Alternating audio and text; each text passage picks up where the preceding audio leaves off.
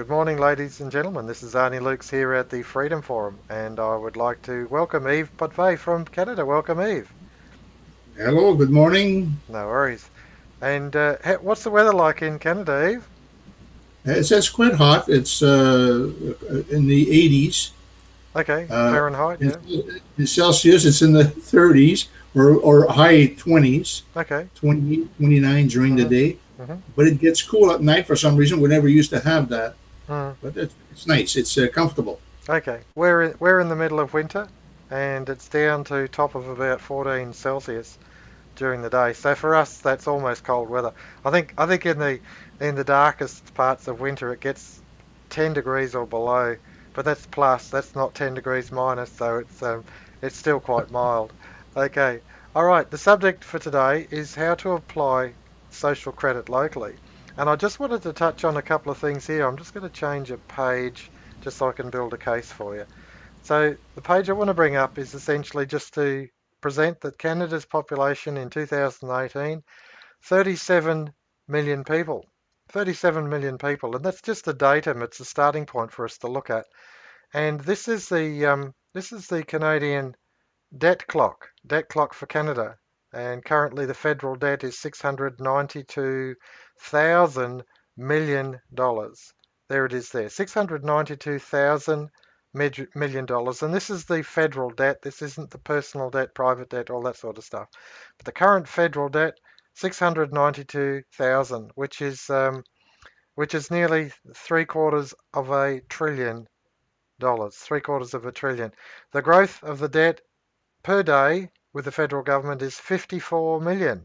54 million. Now, taking into account Canadian population of 37 million, just a rule of thumb, we could say that about $1.50 per person per day is the increase in the federal government debt.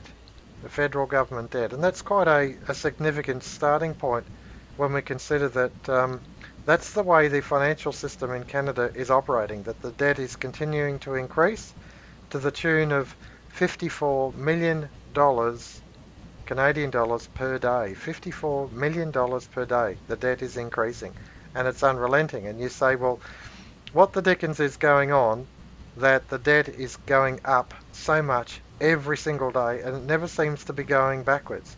How come Canada can't get out of debt? And of course, that's a very important question.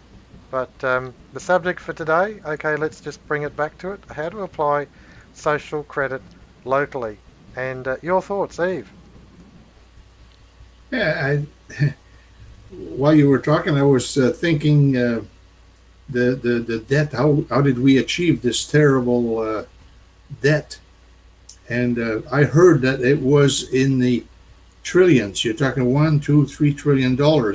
Yeah, they have that clock there. That's probably to make us keep a little quieter, I guess. Mm-hmm. But the fact that we have so much debt, a lot of people will blame that on the mismanagement of governments. Mm-hmm. Like whenever they travel somewhere, they check to see if they use the taxpayers' money.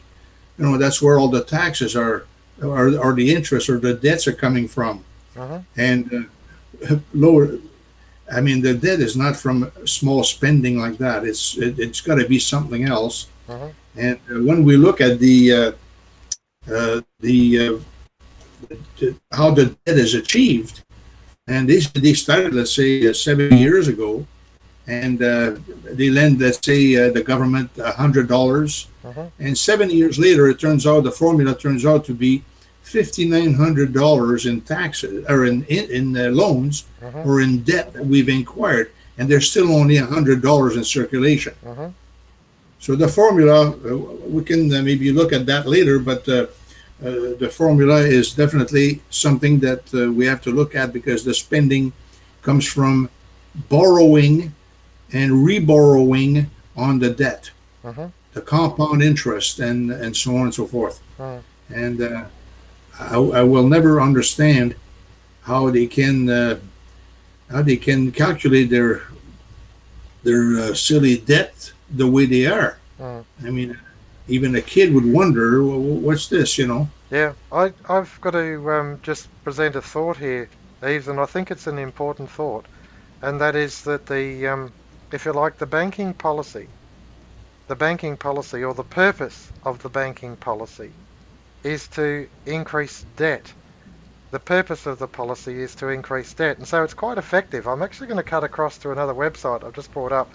It's the Canadian Debt Clock Commodity.com, and it shows it at 1.2 trillion dollars. Now, that was the figure, but that does not include provincial debt. And so I think if we keep going to include personal and provincial, then you might find that it may be over 2 or even 3 or even more trillion of total debt that Canada has incurred and the Canadian people have incurred in order to keep the economy going. And it seems that obviously that debt is irredeemable. You'll never be able to work your way out of it. You'll never actually be able to get out of debt under the existing system. And in fact, I don't believe for a second that it's intended to. That in any system, there is a purpose or a policy behind it. And the current financial system, using the economic powerhouse of Canada, is to continue to escalate debt to the point where, of course, these numbers here are telephone numbers. Canada will never ever get out of debt, and that is the exact policy. That is the purpose behind the existing financial system. Yves. So in every country, it is the same Mm-hmm. policy. Mm, The banking system might be a little different. They call it something else, and but it remains a private banking system. mm-hmm. And there are people at the top that the kings. That's which I wouldn't call them kings. They don't deserve that name. Mm-hmm. But I would call them the dictator. The monopoly of credit is Mm-hmm. in the hands of those people, Mm-hmm. and apparently it's only a handful. Yeah, private people. This is the interesting part about the whole lot. We don't talk about government institutions here, but the actual debt incurred right across nations is to private banks. They're privately owned banks. Now, the Federal Reserve is a private institution. The Bank of England is a private institution. The Reserve Bank of Australia is slightly different in that it is has a board, and those directors on that board are generally from financial institutions, and so the policy is still dominated by private institutions.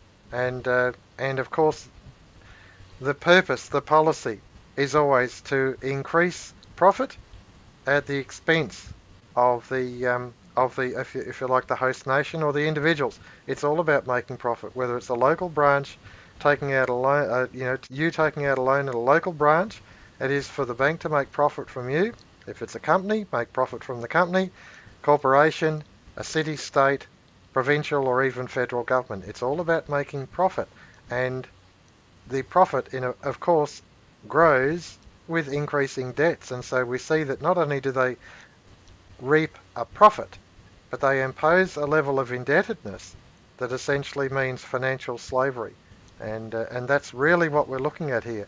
And I know that the history of the social credit movement has been presenting this for over 100 years, but the fact is out there now that the Bank of England Quarterly Report 2014 goes in great detail about this power of banks to create money out of thin air.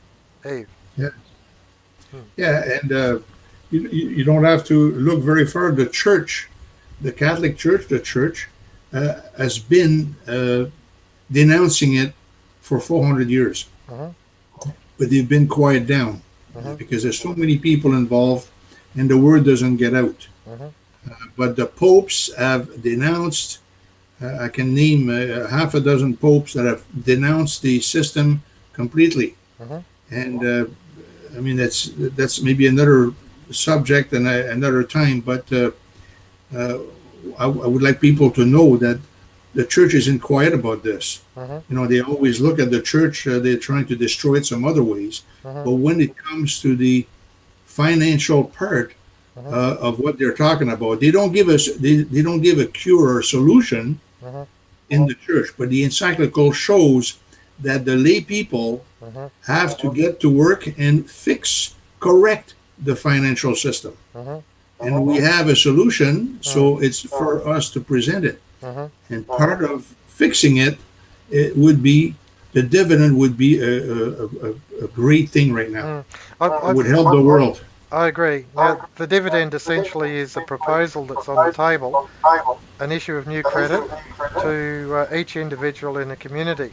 But I put it to you, Eve, that you could have arguments about, say, the basic income and the national dividend as being sourced from two different things. But to me, the key to it is to concentrate on policy, and that is that what is physically possible must be made financially possible. That's the policy. And as long as people keep that clear in their mind, then the actual how it's achieved is up to the bureaucrats and the technocrats, economists, mathematicians, and scientists. What is physically possible must be made financially possible. And as long as you keep your terms of reference to that, then of course I believe you'll find agreement. As to the actual technique, the national dividend is a proposal. That's all it is. The consumer price discount is a proposal. It's just a suggestion of, well, if you're looking along these lines, these are an actual method in which you could achieve what is physically possible be made financially possible. An issue of new credit on the basis as people now have a political vote, so they should have a financial vote. Because the cultural inheritance gives you what started off as a fulcrum, a lever, has evolved into things like jet turbines, steam turbine engines, power generation. It's evolved into automation, advanced control, robotics. All this technology, this is part of our cultural inheritance, and that means that less and less people are required to produce more and more goods. And 150 years ago, 85% of the population were on the land producing food, and now it's less than 5%. So on the basis of that, how do that 80% that's no longer employed on the land, how can they actually achieve their share of that production? And that's the narrative that you've got to paint. Their share of that production. Let the machines and the robots produce everything. But people are people, and as they have a right to a vote, a political vote, so they should have exactly the same right to a financial vote.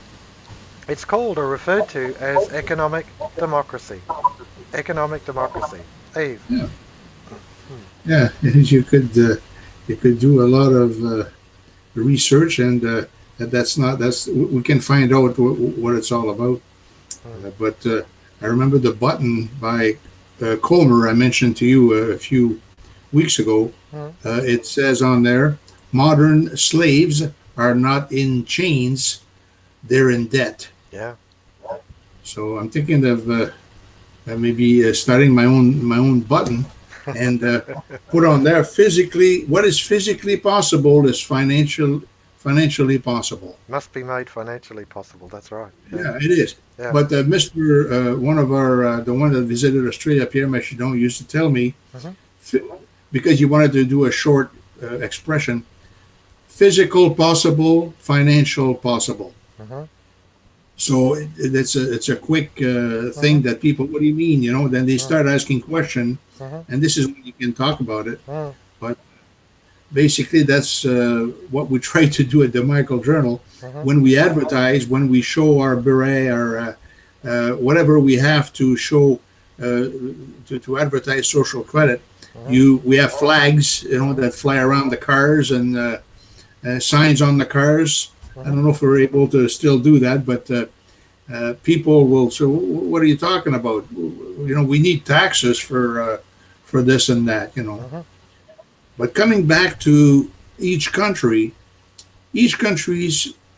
what do you call it? The constitution of each country has a protection in there, and it protects the people against people like the banking system now.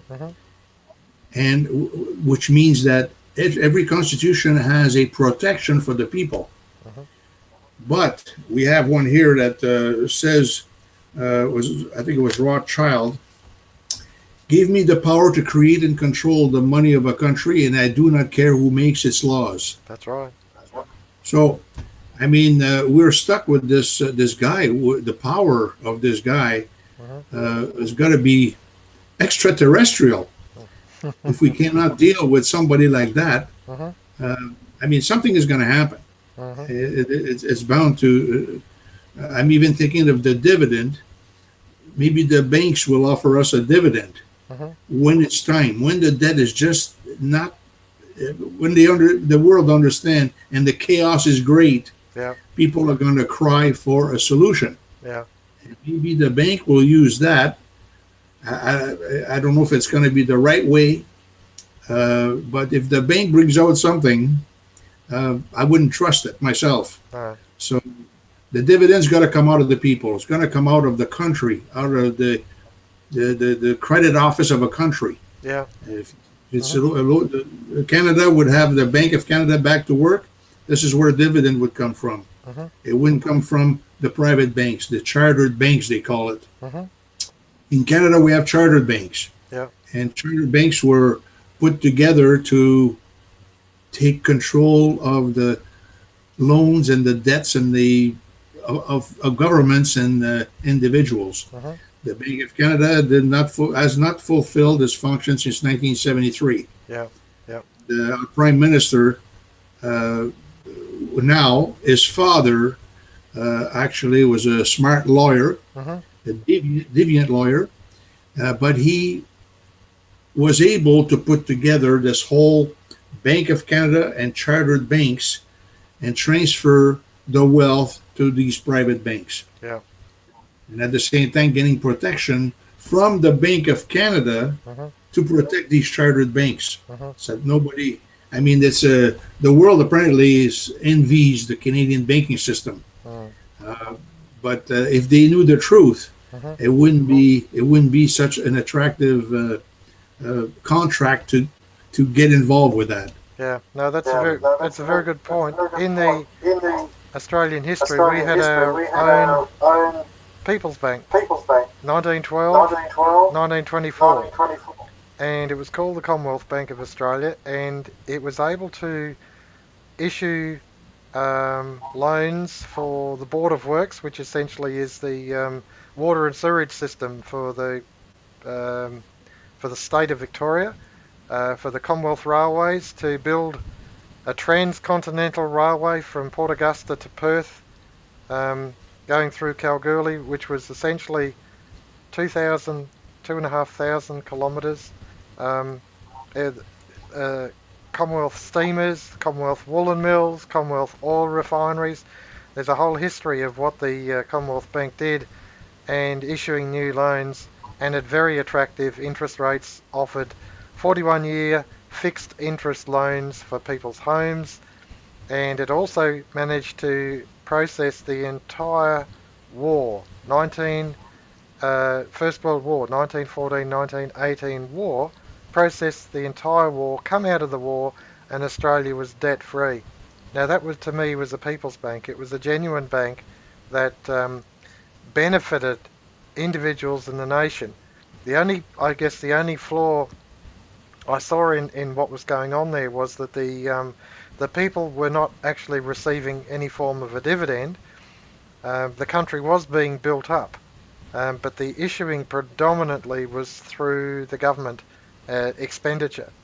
And so on that basis, while it was absolutely vital at the time, it needed to further evolve, and that was that the issue of new credit should actually go to the individuals in community, so that if they choose to develop a certain project locally and the project produces goods and services, that they should be able to buy them, but it's actually them that financially vote for the infrastructure. They vote for the project. They vote financially for it by buying what the project produces. I think that's most important.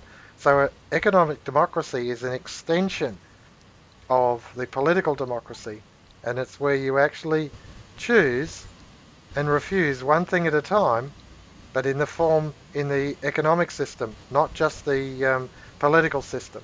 And so it really is an expression of freedom, a policy of freedom, rather than the existing narrative we see with the financial economic system is a policy of tyranny. It's a policy of unrelenting indebtedness. And so it's irredeemable. And that in the end is tyranny. And that's not a policy of freedom, it's a policy of tyranny. There are two different narratives, and we've got to be very clear about that. Eve. Yeah, like I said, modern slaves are not in chains, they're in debt. Yeah. And I mean, this is the whole thing. I remember borrowing money one time at a bank, and I borrowed money for a house, and I was reluctant to sign the contract. Uh-huh. Uh, but anyway, I did sign it. I said, "Here I go, Uh-huh. in debt again." Uh-huh. And the girl that was serving me, the loan officer, said, "Yeah, that's what it's all about. Debt. That's what we do. Uh-huh. That's a world of debt. That's where you got to get in debt." Uh-huh. And I just didn't like that sentence. It stuck in my mind Uh-huh. all this time. And even my grandmother told me not to borrow money Uh-huh. from a bank, uh, like a mortgage or something like that. Uh-huh. But you know what? They've got it set up that it's cheaper to get a mortgage than to rent a building, to rent a home somewhere. Really? So they got it arranged so that you're caught in this Uh-huh. mortgage mortgage thing, and I guess we all have to live somewhere. Uh-huh. So you do the best you can that way. Uh-huh. I know it sounds like as a social creditor, you shouldn't have debts. You shouldn't have anything. No credit cards. No. But then we would have to stop pretty well being in a tent or something like that. Uh-huh. So unfortunately, we have to use the banking system now. Uh-huh. But I am not scared to denounce it. Yeah. I'm not scared to inform people. Yeah. Last week I was doing door to door in Peterborough, Uh-huh. which is about half an hour from my little cottage that I have, and I was talking to a guy in a money loan office. Okay.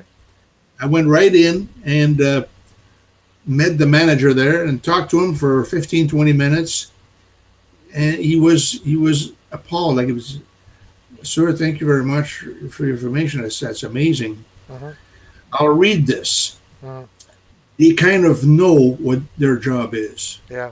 They kind of know about the debt, and they kind of brush it off. We brush it up. We brush it aside. Yeah. Unfortunately, that's the way it is now. Yeah. That's why we're trying to change it. Yeah. So it'll happen one day. Yeah. It's got to happen. Yeah. That's right. Because to me the ferment has to grow, and it starts from the individual. It starts from people coming together in a sense, just one or two at a time, and saying, no, no, no, let's see what we can do about this. We're only two, but yes, but two active people, what can they do? And you'd be surprised how powerful that can be as long as they're committed. And that to me is the message to our viewers is don't ever think you can't do something. A good illustration, I was reading about William Cobbett the other day, and William Cobbett being a ploughboy. He wrote a biography of himself, ploughboy to politician. And as he was approaching being a politician, he made a point, because he's a prolific writer and printer, and he would record every word that was said in Parliament. Every word he would record it, and he made a point of publishing the words of Parliament. And it came, after quite a while, it came to a point where he could no longer afford to publish and to record and print it. And so he sold the service to a bloke called Hansard. Hansard.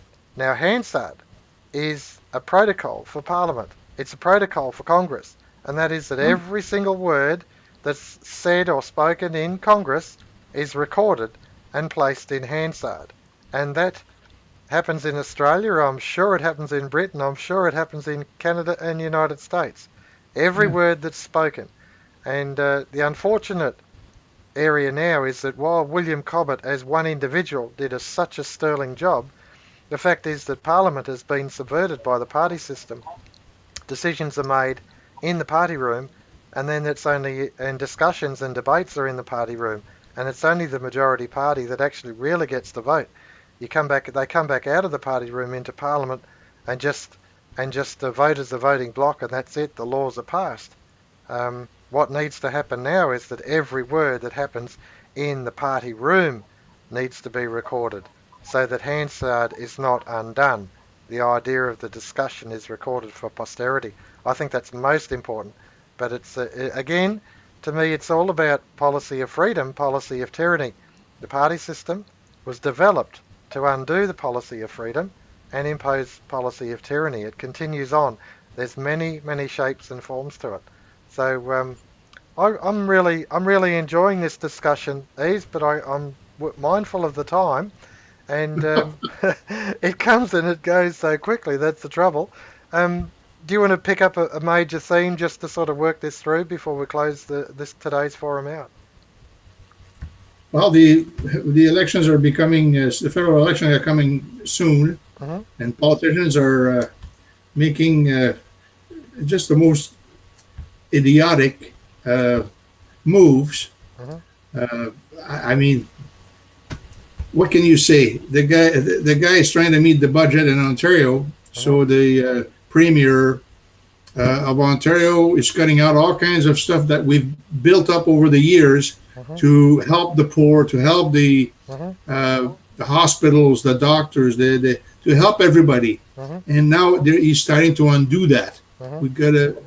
So he's selling, or he's trying to dismantle all the good things that we've had going on for years. Hmm. Not increase them, Hmm. not improve them, Hmm. but he's trying to undo them. Hmm. So the elections are coming, and now they're gonna promise all kinds of stuff. Hmm. And like when I talk to somebody, they say, uh, I don't worry about those guys. I don't even vote.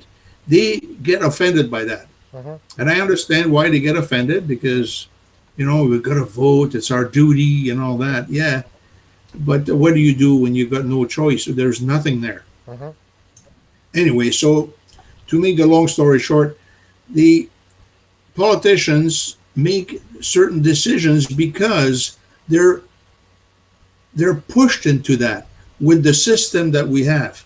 Hmm. They're not doing reasonable decisions in their head, Hmm. and they panic, and I mean it's awful. Hmm. When are the people going to get up and say, you know, let's fight for our freedom, let's fight for the right thing to do, not just cancel this, cancel that. Like we the people, the individual people have to pay for this, the individual have to pay for that, for their Hmm. family and all that. Hmm. Autism, there was one in the news yesterday. Hmm. They want to cut out all aid to autism, the people that the nurses and so on and so forth that took care of these kids, Hmm. and so he wants to cancel that. Hmm. Let the individual pay for that. He didn't say that, Hmm. but it leaves no choice for the individual. Yeah. And these parents, they're upset about the whole thing. But anyway, like I said, politicians will do the wrong kind of decision because they don't have a good system. It's a system that makes them make decisions that are foolish, Hmm. and that's where that ends up. It ends up in the depth of nothing. Yeah. Yeah. No, I appreciate where you're coming from on that, Yves. I'll just touch my take on what you're talking about. The level of indebtedness of the governments is so great that they can no longer, if you like, afford the programs of support and of infrastructure and support to the community. And that's because the fraudulent financial system imposes debt as a policy. The financial system is designed to create debt. And so these if you like, debt for equity swaps, they actually hand over infrastructure, whether it's ports, railways, water, telephone, power, whatever, gas, utilities, everything. They hand it over to the banks in order to cancel some of the debt. But in actual fact, they could just as easily have the debt cancelled by issuing new credits, and then the debt is redeemed, but they choose not to. So it's actually a narrative that is very, very deliberate. Now, as far as the politicians and their, if you like, jumping from pillar to post and offering no solution at all, in my view, that is deliberate. They don't want to offer a solution. They have no intention of offering a solution because the solution would be that the financial system has to be reviewed and what is physically possible must be made financially possible. And that's not Yes. happening. The policy, what is physically possible must be made financially possible. And all we see, before I go, I'll just cut across to this, all we see is the continuing climbing of the Canadian debt. 1.2 trillion, but it's continuing to climb. It's not going backwards. So it doesn't matter what a balanced budget they come up with. It doesn't matter how much of the national infrastructure is handed over to the banks. They will never, ever redeem the debt. And that is the purpose of the existing financial system. That is its policy. You won't get out of it until you change the policy, until the purpose of the financial system is that what is physically possible must be made financially possible. Eve, thanks for tonight. I've really enjoyed it, and I look forward to catching up again next week. All right. Till next time. Cheers. Good Cheers. day. No worries. Cheers, ladies and